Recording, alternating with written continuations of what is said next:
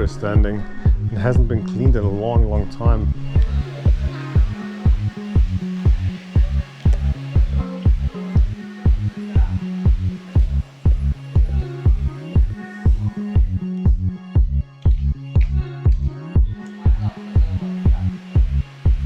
So right now we are in Shuhe, ancient town, which is one of the ancient towns along Lijiang.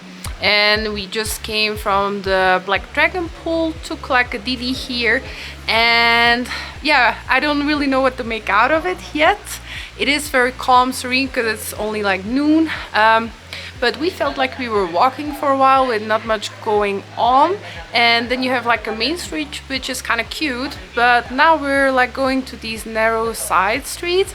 And as you can tell, the backdrop, it's magnificent, it's really pretty, but everything feels rather like abandoned and also in a bad condition, because in the building behind me you can even see the lanterns, the color is totally faded, they're ripped. And yeah, the wood, everything, the water is standing still, it's dirty, but you still see people roaming around, mostly like couples actually doing photo shoots again. But here it seems like they're doing wedding photo shoots, because when we entered the village we even saw like these rentals of wedding dresses and suits for men and everything. And that's also what we see here going on, like more in the traditional red outfits that you know of Chinese, and they're really doing, yeah, it's a beautiful backdrop. It's just a little bit, yeah, it lost its glory, I would say. But yeah, it's interesting to walk around. It's almost like you're in an abandoned movie set or something. So yeah.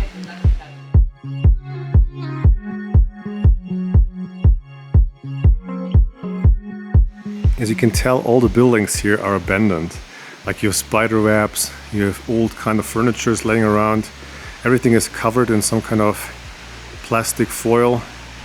The ways here, there's nobody, all the buildings are empty. And the water is quite dark, you know, like in many places just like standing. Like we've got some garbage in there. Especially these things, you can tell that they've been abandoned because they do look cute inside. But everything is like covered and nothing is actually happening there.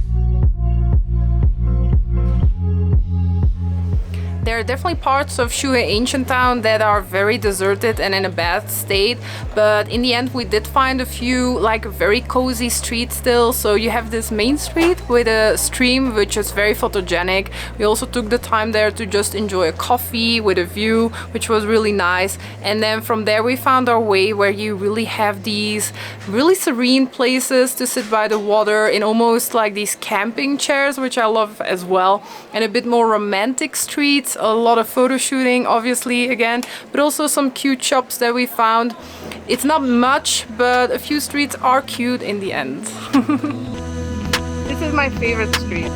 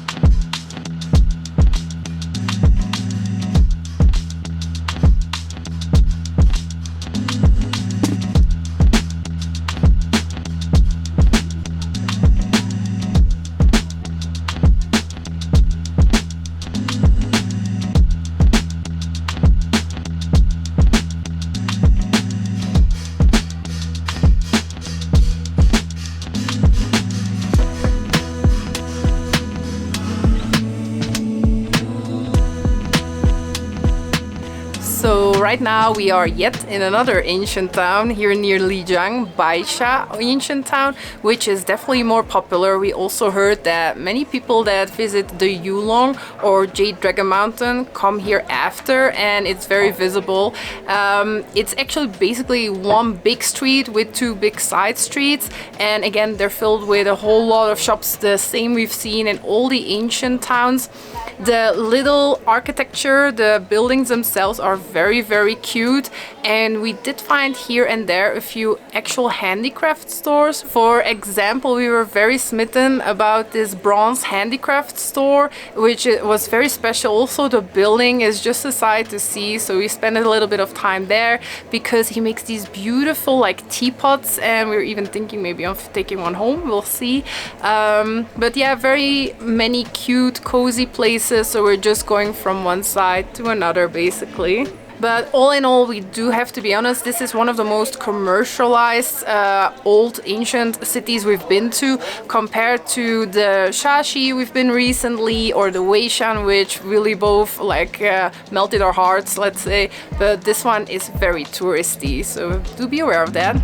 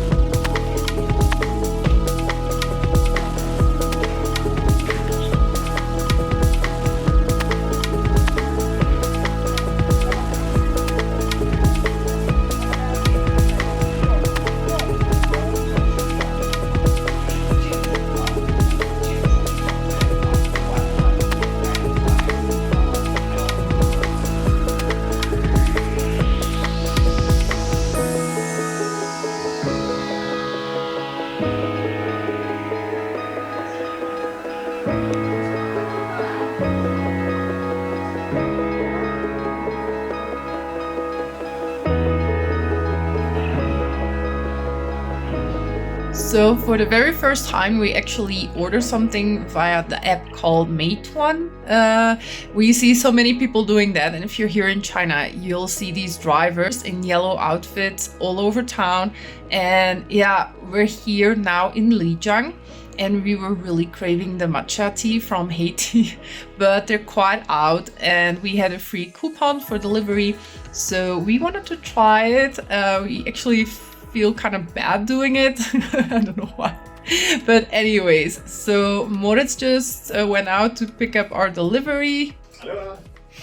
Yes. The Haiti bag. I think I was expecting a Shuhe bag because they're so pretty, but the coffee or the tea is way better than that one. So it looks like this.